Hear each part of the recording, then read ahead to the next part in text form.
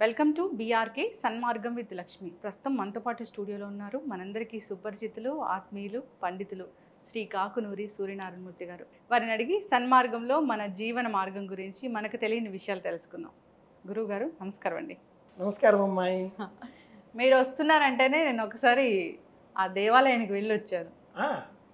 అసలు ఏం అడగాలి ఏంటి అక్కడ పూజారులను అడిగి తెలుసుకొని వచ్చాను. అంటే దేవాలయం అసలు మీరు ఎట్లా డిఫైన్ చేస్తారండి? ఆసమంతాత్ లయం ఆలయం, ప్రళయకాలం వరకు ఉండేది ఆలయం అనేది మనకు నిరుక్తం చెప్పే లేక అమల కోసం చెప్పే ఒక నిర్వచనం అనుకుందాం. ఈ మాటకు వస్తే గ్రంథాలు ఉండే చోటనే ఏమంటాం మనం? గ్రంథాలయం అంటాం. వైద్యుడు ఉండే స్థలాన్ని ఏమంటాం? వైద్యాలయం అంటాం. చికిత్సాలయం అంటాం. అంటే ఎక్కడైతే మనకు రక్షణ లభిస్తుందో, ప్రొటెక్షన్, అది ఆలయం కదా. పూర్వకాలంలో ఆలయం అనగానే ఊరికి తూర్పు వైపున ఉండేది, ఈస్ట్ ఆర్ నార్త్ ఈస్ట్, ఈశాన్యం వైపు. నార్త్ ఈస్ట్ వైపు చెరువు ఆలయం ఉంటే ఆ గ్రామానికి నైరుతి భాగంలో గ్రామాధికారి, సర్పంచ్, పంచాయత్ వ్యవస్థ, గ్రామాధికారి, పెత్తందారు ఉండేవాడు. ఆ కారణం చేత ఆ గ్రామంలో ఉండే వాళ్ళందరికీ భయం, భక్తి రెండు ఉండేవి. భయం అంటే గ్రామాధికారి, భక్తి అంటే దేవుడు. ఈనాటి సమాజంలో భయం లేదు, భక్తి లేదు, ఎవడికి వాడు మేమే. ఇలాంటప్పుడు ఆలయం అన్న పదాన్ని ఎలా నిర్వచించాలి? ఒకనాటి కాలంలో ఆలయంలో అర్చకుడు వైద్యుడు, అతడు వైద్యం చేసేవాడు. తీర్థమే వైద్యం, ప్రసాదమే మనకు ఆరోగ్యదాయకం, ప్రశాంతత ఆలయానికి వెళితే లభించేది. ఇంటికన్నా గుడి పదిలం అందుకే అన్నారు మన వాళ్ళు. ఇలాంటి నేపథ్యంలో ఆలయం ఏది? విష్ణుమాలయ విహీనేతు తద్దేశే నవసేద్బుధ అని ఒక వైష్ణవ ఆగమ గ్రంథం చెబుతుంది. శివాలయ విహీనేతు అని మరో చోట. ఏదైనా ఆలయం ఒక దేవాలయం, ఒక దేవాలయం, ఒక ఆలయ ప్రాకారంలో ఒక దేవుడు, మరొక దేవుడు ఆ స్థలానికి సంబంధించి పరిరక్షణ. ఆదివరాజస్వామి వారు తిరుమల పైన ఉన్నట్లుగా. అలాగే కాళహస్తికి సంబంధించి మరొక రూపం చెప్పుకుంటూ ఉంటాం. మనం ఏమంటారు, కాశీకి సంబంధించి మరొక దైవం చెప్పుకుంటాం. ఇప్పుడు కాలంలో ఏమైపోయింది? ఒక టెంపుల్కి వెళ్తే అన్ని దేవుళ్ళని మనం దర్శించుకోవచ్చు. ఇక్కడ అన్ని దేవుళ్ళు, అందరూ దేవుళ్ళు. ఆకాశంబున నుండి శంభుని శిరంబందుండి అనేటటువంటి ఒక నీతి శ్లోకం ఉంది. మానస సరోవరానికి సంబంధించి వైశాఖ మాసం, శుక్లపక్షం, అష్టమి తిథి, గంగా అవతరణం అని మనకు పంచాంగాలు చెప్తూ ఉంటాయి. గంగా జయంతి అని చేస్తూ ఉంటాం. సామాన్యంగా ఇది మే నెలలో వస్తూ ఉంటుంది. భగీరథుడి ప్రయత్నానికి కారకంగా పరమశివుడి హిమాలయాలపైన తల వంచి ఇలా చూడడంతో గంగ మందాకిని ఆయన శిరస్సులో చేరింది. మళ్ళీ జడలు విల్చగానే నేలపైన ప్రవహించి పాతాళం ఇలా చెప్పుకుంటూ ఉంటాం. ఆ పుట్టిన స్థలం ఇక్కడ కైలాస పర్వతం దగ్గర. ఈ క్రమంలో ఆలయం ఒక భిన్నమైనటువంటి చోటు. ఒక్క దేవుడు ఉండాలి. శరీరంలో ఒకటే ప్రాణంగా. ఈ శరీరం దేహ ఆలయం కదా, దేహో దేవాలయ ప్రోక్తో కదా. ఈ జ్ఞానం లేక ఈనాటి కాలంలో దేవాలయాలు, దేవాలయం అనేది కాస్త బహువచనంగా మారిపోయి మల్టీప్లెక్స్ లాగా మారిపోయి. మంచిదేగా గురువు గారు. అక్కడ అక్కడ అక్కడ తిరిగే బదులు అన్ని ఒక చోట దేవాలయాలు ఉంటే అందరు దేవుళ్ళని దర్శించుకోవచ్చుగా. రెప్లికా, ఇవన్నీ రెప్లికా. రామేశ్వరానికి సంబంధించి ఒక చిహ్నం మనం కాశీలో పెడితే కాశీకి వెళ్ళి రామేశ్వరం కూడా చూచిన అనుభూతి కలుగుతుందా? లేదు. కనుకనే మన వాళ్ళు ఏం చేశారంటే రామేశ్వరానికి వెళ్ళి నీళ్లు తీసుకుని వెళ్ళి శివుడికి కాశీలో అభిషేకం చేసి కాశీలో ఉండే ఇసుక తెచ్చి రామేశ్వరంలో వేయండి అన్నారు. లేదా కాశీకి వెళ్ళి గంగ జలకం తీసుకువచ్చి రామేశ్వరంలో అభిషేకం చేసి ఇక్కడ ఉండే ఇసుక తీసుకెళ్ళి అక్కడ వేయండి. ఇవి చెప్పారు చార్ధామ్ లాగా. అంతేగాని అన్నింటినీ ఒక చోట అని చెప్పలేదు. ఒక దేవాలయం. శాస్త్ర ప్రకారం లేవైతే అవి అలా ప్రధాన దైవం అన్నప్పుడు శాస్త్ర ప్రకారంగా అనే మాటకు వస్తే యంత్ర రూపంలో షట్పంచాశత్ దేవతలు 56 దేవతలని ఏర్పాటు చేయడం, 108 యోగిన్యాది దేవతలు, శ్రీచక్ర పర్వతం, ఇవన్నీ యోగ సంబంధమైనవి. కానీ బాహ్యంగా ఒక దేవుడు కనిపించాలి. శ్రీ తిరుమల క్షేత్రంలో, తిరుమల గర్భాలయంలో మనం వెంకటేశ్వర స్వామి వారిని చూస్తాం. కానీ గర్భాలయం లోపలే, స్వామివారికి వెనకాతలే శ్రీరామచంద్రమూర్తి లక్ష్మణ సీతా సమేతుడే ఒక పక్కన ఉంటాడు, మరో పక్కన రాధారుక్మిణి సమేత వేణుగోపాల స్వామి వారు కూడా ఉంటారు. కానీ మన కంటికి వెంకటేశ్వరుడే దైవం ఎలాగో, కైలాసం శివుడే దైవం ఎలాగో, ఏ ఆలయంలోనైనా ప్రధాన దైవం ఒక్కరుండాలి. శివాలయానికి వెళ్ళాలంటే శివాలయానికే వెళ్ళాలి. విష్ణువాలయమే వెళ్ళాలి. ఏకాగ్రత. మరి గురువు గారు, దేవాలయానికి వెళ్ళేటప్పుడు అంటే నియమాలు ఏమైనా ఉంటాయా? ఇలానే వెళ్ళాలి, అదేదో దేవాలయానికి వెళ్ళేటప్పుడు మనం ఏమనుకుంటామంటే మా చుట్టాల ఇంటికి వెళ్తున్నాము లేదా మా ఆత్మీయుల ఇంటికి వెళ్తున్నాము అన్నట్లుగా అలంకరించుకుని వెళ్తూ ఉంటాం. అలా వెళ్ళొచ్చా? తిరుప్పావే పాశురాలు స్మరించుకుంటే మొదటి 15వ పాశురం వరకు అలంకరించుకోకూడదు, తపన ఉండాలి. ఆశ్రయ దశ, అభిముఖ్య దశ, నేను ఆలయానికి వెళ్తున్నాను అన్న ఉద్వేగంతో ఉండాలి. రెండవ భాగంలో స్వామిని నేను చూస్తున్నాను అనే మొదటి భాగం అయిపోయి ఇక స్వామి నన్ను చూస్తాడు. నాతో పాటు చాలామందే ఉంటారు. స్వామి దృష్టి నా మీదే ఉండాలి అంటే నేను కాస్త బాగా అలంకరించుకోవాలిగా. కనుక తమలపాకు, సున్నము, వక్క వీటిని దంచి నీడలో ఆరబెట్టి ఉండలుగా చేసుకొని, పూర్వకాలంలో ఆలయానికి వెళ్ళేటటువంటి మహిళలు పెదవుల పైన అలదుకొని వెళ్ళేటటువంటి వారు. ఆనాటి కాలపు లిప్స్టిక్ ఇది.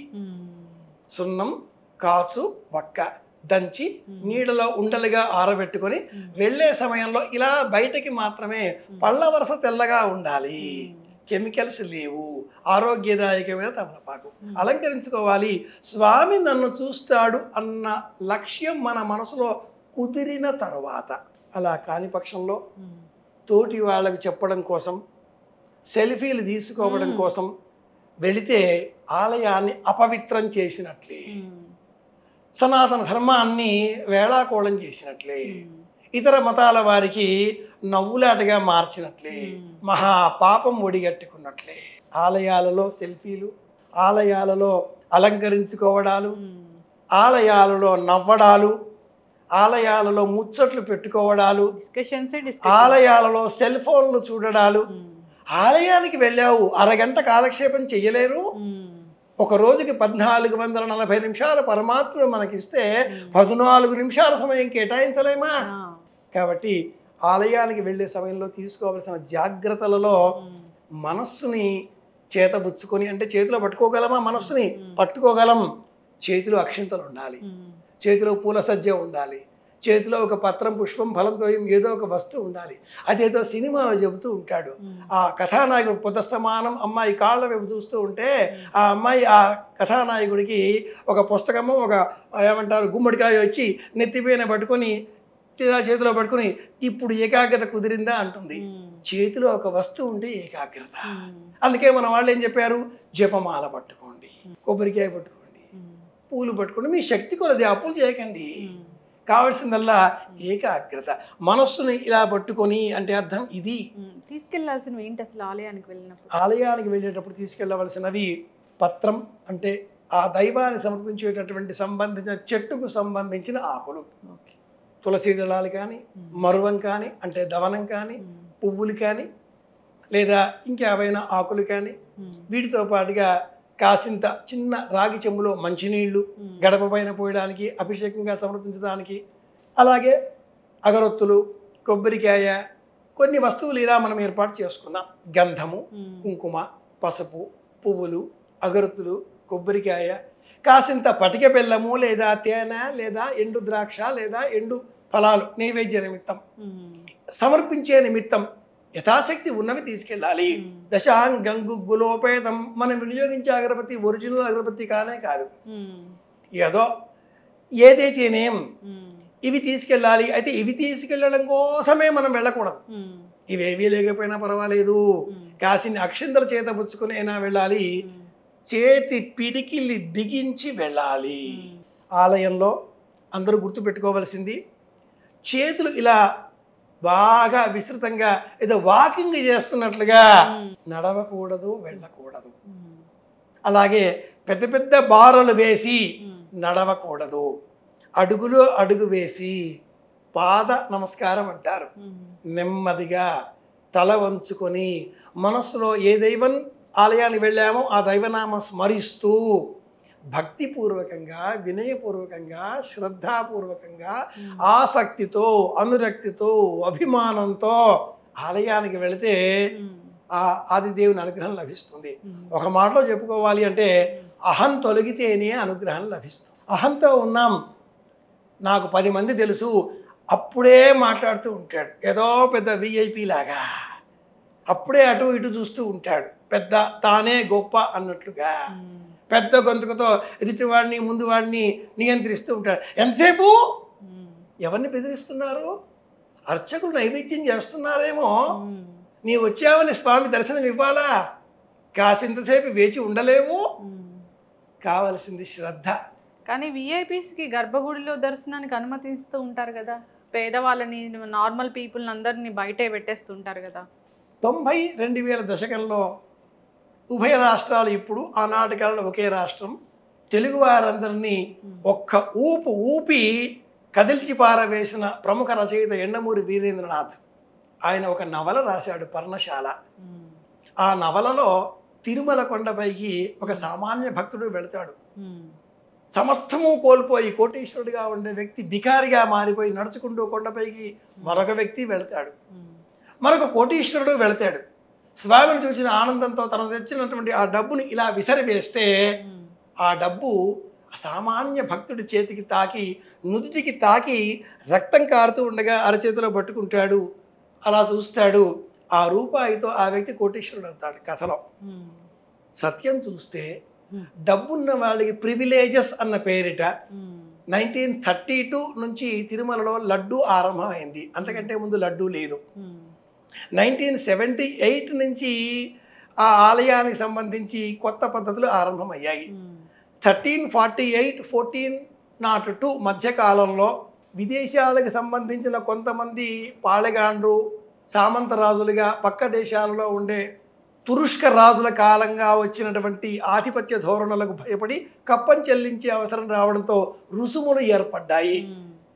ఈ నేపథ్యంలో మనకి హతీరామ్జీ బావాజీ ఆరంభంలో అని చెబుతారు. ఒక ఉదాహరణగా ఆలయం నుంచి మాట్లాడుతున్నాను, అది ఏ ఆలయమైనా కావచ్చు కాక. ఆలయంలో ఆ స్వామిని గురించి చెప్పేటప్పుడు, కోటికి పడగెత్తిన ధనవంతుడు నీ గుడి ముంగిట సామాన్యుడు అని ఒక సినీ కవి కూడా చమత్కారం చేస్తాడు.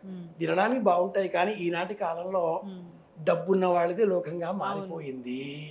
అలాగే ఆలయ నిర్వాహకులు కూడా ఏ మాటకి వచ్చినా కూడా ఆలయాన్ని రక్షించాలిగా, ఆలయాన్ని అభివృద్ధి పరచాలిగా, మా గుడికి రండి అని అందరిని పిలవాలిగా, ఇలాంటి ప్రచారాస్త్రాలను ప్రయోగించడం కోసం డబ్బుల సేకరణలో విఐపీలకు పీట వేయడంతో సామాన్యుల ఇక్కట్లు అడగనక్కరలేదు.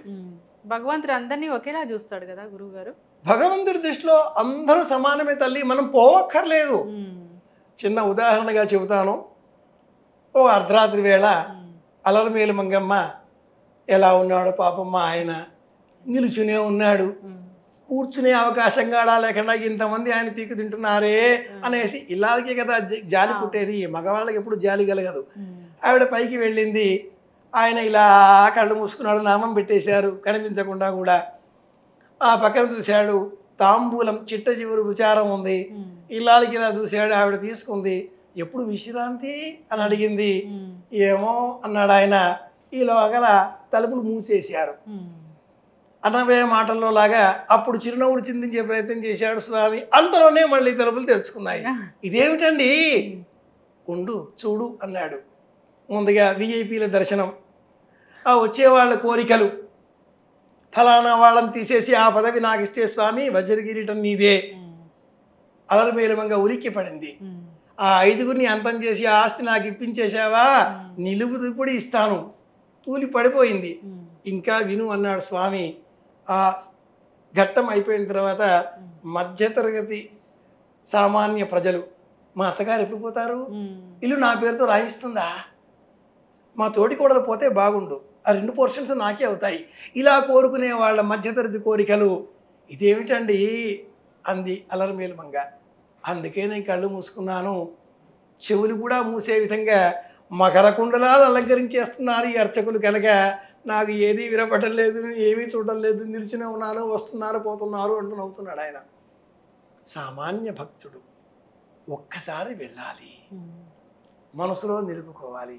ప్రచారం కోసం వెళ్ళకూడదు, పరమాహ్లాదమైన ఆనందకరమైన మనస్సుతో వెళ్ళాలి.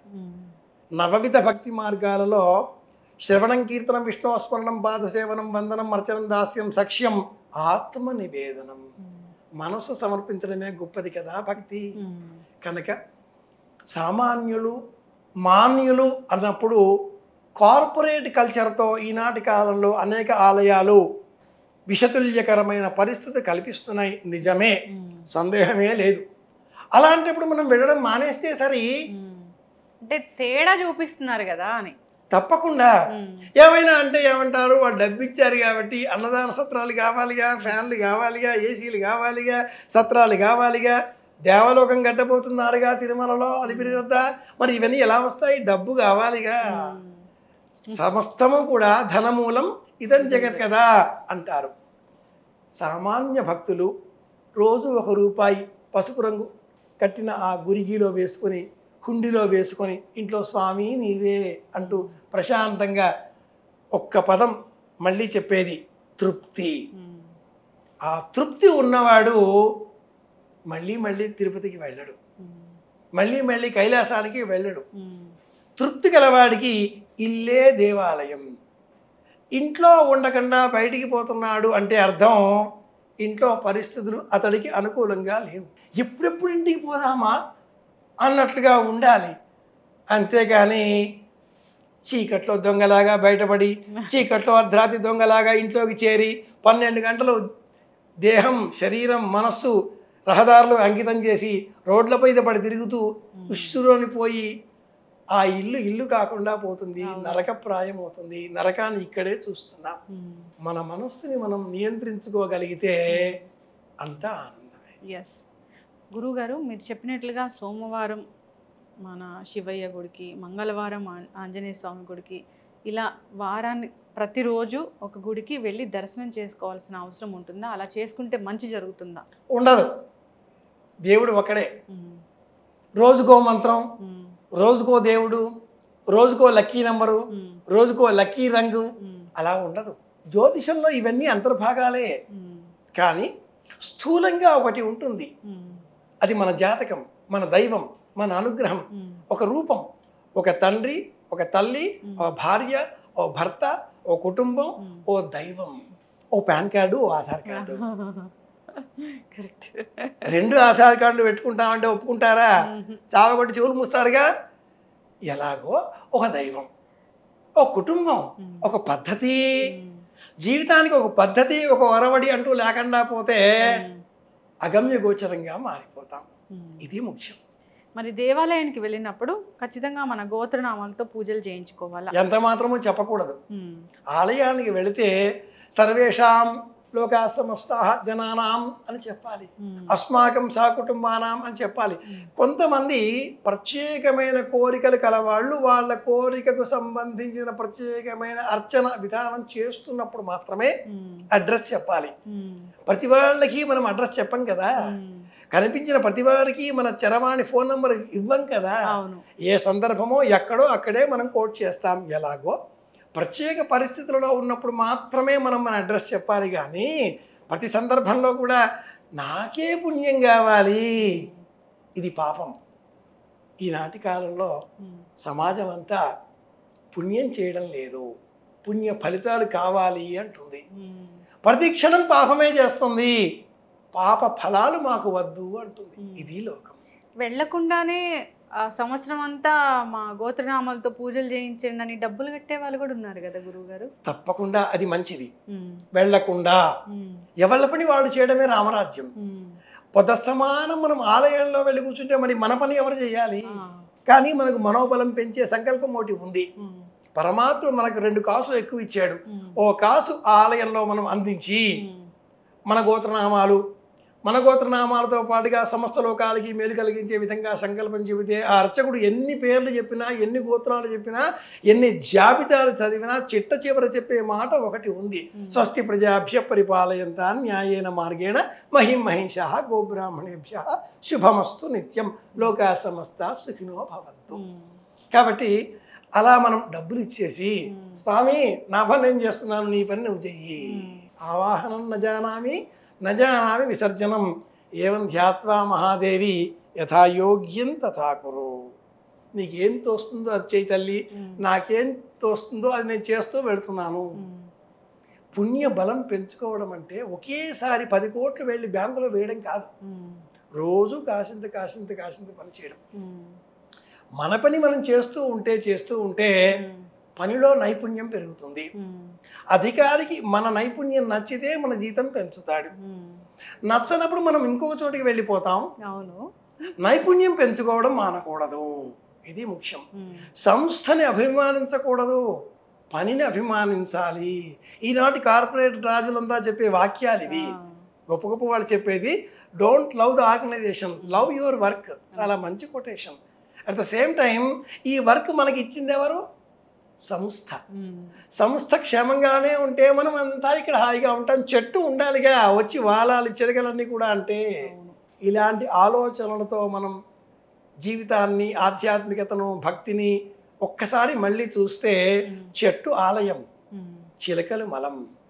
చెట్టు కైలాసం, వేర్లు ఈ రాష్ట్రాలు, ప్రజలు అన్నీ. పరమాత్ముడి భావం పుష్పాలకు సంబంధించింది.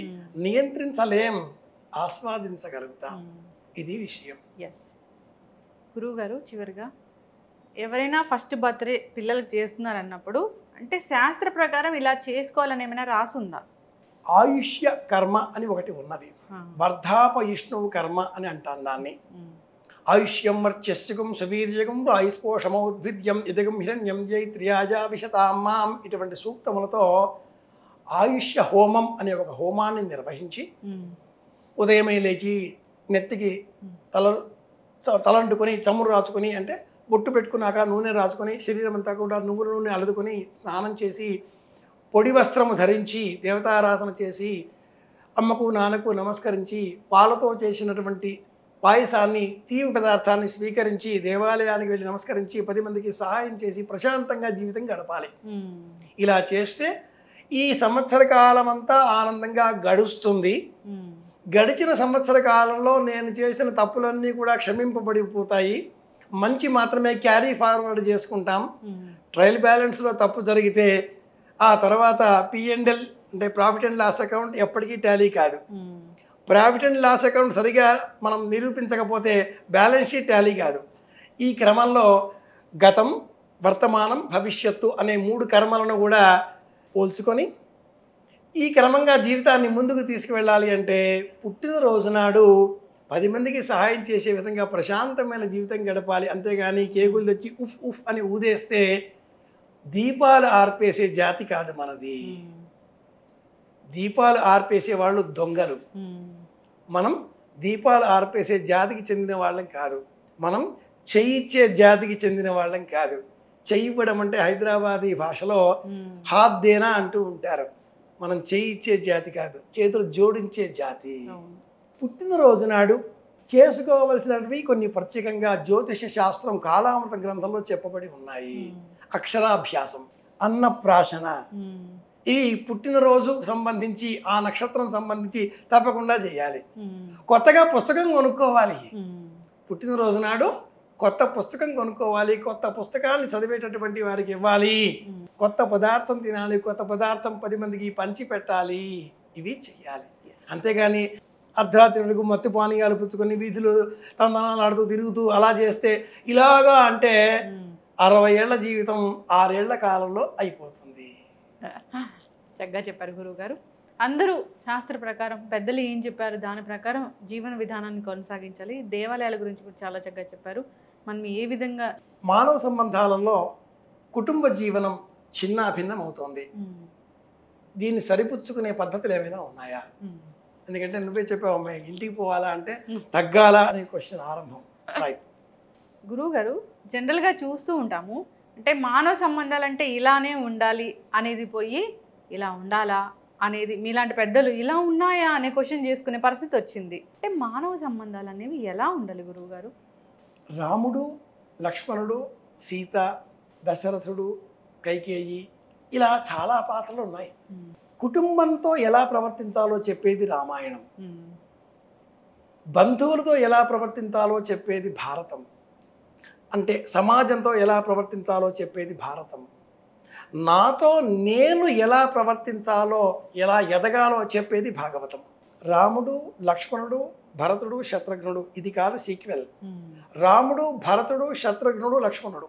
ఒక అన్న అడవికి పోతే ఒక తమ్ముడు చెప్పులు కుర్చీలో పెట్టి పూజ చేశాడు.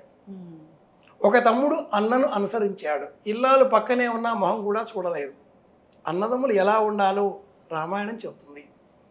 ఛాయే భానుగత సదా, నిన్ను పొమ్మన్నాడు మీ నాన్న, నేనెందుకు వస్తాను అని సీత అనలేదు, వెంట పోయింది. పైగా సీత వాళ్ళ నాన్న కూడా నిన్ను పొమ్మన్నాడయ్యా, మా అమ్మాయిని పొమ్మలేదే అని తగులాడికి రాలా.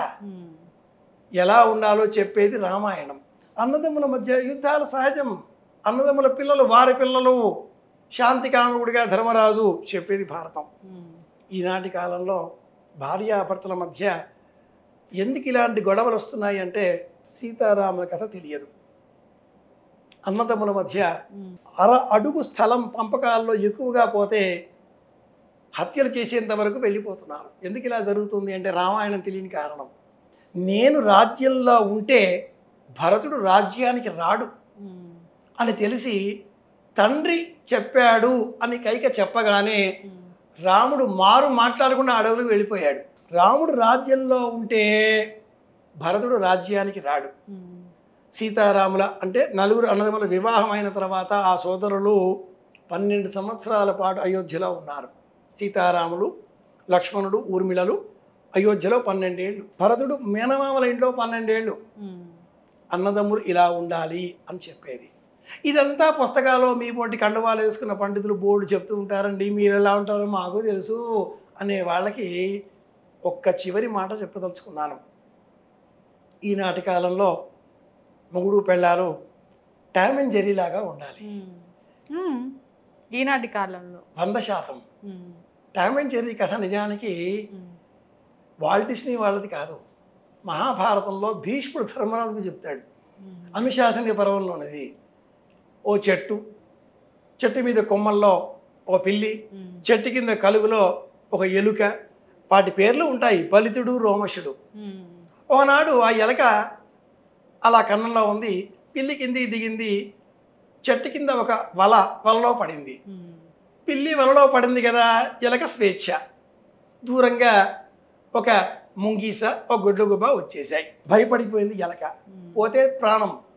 ఇటు పిల్లి అప్పుడు వచ్చి, అంటే నువ్వు ఈ వలలో ఉన్నావా, నాకు తెలియదే, వలను కొరికే శక్తి నాకే ఉంది, మన ఇద్దరం ఒక చెట్టు దగ్గరే ఉండేవాళ్ళం, చెట్టు మీద నువ్వు, చెట్టు కింద నేను, okay, we both are friends, వల నేనే కొరకగలను, గుర్తుపెట్టుకో, ఫస్ట్ టైం ఇంత దగ్గరగా చూస్తున్నాను కదా, చిత్రంగా ఉన్నావు అని ఎలక పిల్లి దగ్గరగా వచ్చింది. పిల్లి జుత్తు, కేశాలు, అది రోమశుడు కదా, ఆడుకుంటా ఉంది. ఇదేమి స్నేహం అని ఆశ్చర్యపోయి గుడ్లుగూబ, ముంగిసలు వెళ్ళిపోయాయి. వేటగాడు వచ్చే వరకు ఆగిన ఎలక వచ్చే చివరి మూమెంట్లో ఆ కొరికేసింది, పారిపోయింది. వేటగాడు వెళ్ళిపోయాడు.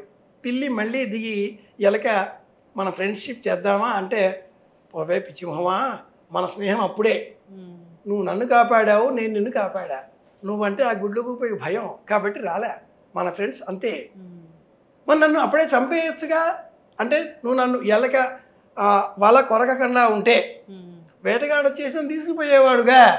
నిన్ను తీసుకువెళ్ళిపోయిన మరుక్షణం గుడ్లగూబ ఇక్కడే కూర్చుంటుంది, ముంగిస భూమిని తవ్వుకుంటూ కలుగులోకి వచ్చేస్తుంది. తెలివైన వాడు తన శత్రువుని తన ఇంటికి కాపలాగా పెట్టుకుంటాడు. మొగుడు పెళ్ళాలు టామ్ అండ్ జెర్రీ లాగా ఉండాలి, కలిసి ఉండాలి, గంటలో పోట్లాడుకోవాలి, గంటలో మాట్లాడుకోవాలి. నా భర్త పిచ్చివాడు అని అనుకోని ఇల్లాలు ఉండదు ఈ సృష్టిలో. పార్వతీదేవి అనుకుంది. అనుకోండి, అనకండి. అనొద్దు. నా భర్త వాటి పిచ్చి బాగులవాడు, వెర్రి బాగులాడు, ఎన్నిసార్లు చెప్పినా ఫుల్. అనుకోండి, అనకండి. మా ఆవిడ చాలా అమాయకురాలు. అబ్బో మా ఆవిడ ఎంత బాగా వంట చేస్తుందో, అబ్బా చెప్పడానికి వీలేదు, అమాయకురాలండి మా ఆవిడ అంటూ ఉండండి, నమ్మకండి. అంటూ ఉండండి, నమ్మకండి. ఆ కుటుంబం సజావుగా 100 ఏళ్ల పాటు సాగుతుంది. మొగుడు పెళ్ళాలు అంతర్జాతీయ సమస్య గురించి మాట్లాడుకోండి. పాకిస్తాన్ ఇండియా రిలేషన్స్, ట్రంప్ ఎంతకాలం చేస్తాడు, వీసాలు ఉద్ధరింపబడతాయా, ఇలాంటి విషయాలు మాట్లాడుకోండి. అంతేగాని మీ మామగారు పెట్టిన చొక్కా చూసావా ఇలా మారిపోయింది, మీ నాన్నగారు పెళ్ళిలో పెట్టిన చీర చూడు రంగు వేయింది, ఇలాంటి చెత్త కబుర్లు పెట్టుకోకండి. బాగుండాలి అంటే మంచినే మనం పట్టుకొని దాని గురించే మాట్లాడాలి.